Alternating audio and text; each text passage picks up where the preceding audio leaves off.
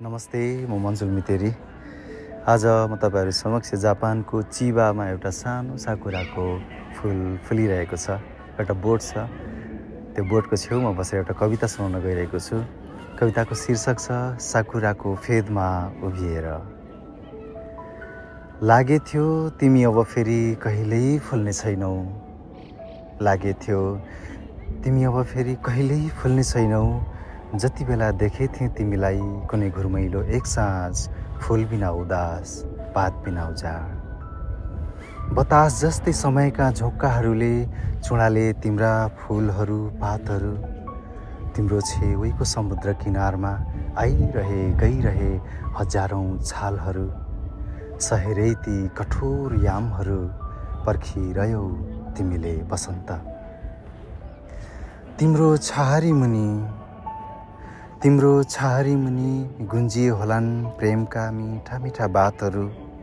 छुट्टिए होलान् बिछोडका अन्तिम अङ्कमालहरू। सजिए होलान् भविष्यका सुन्दर सपनाहरू। लेखिए होलान् कति कति सुइसाइडल नोटहरू।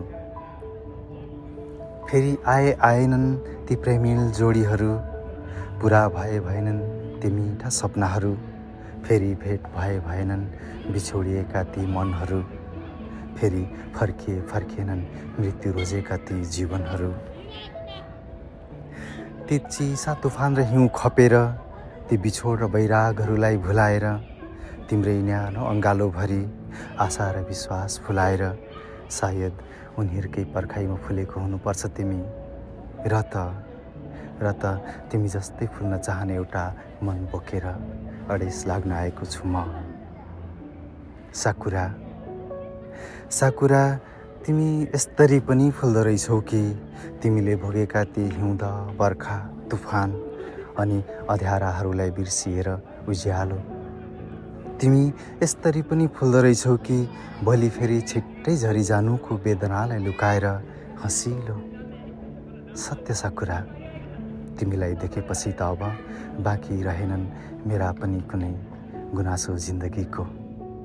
धन्यवाद।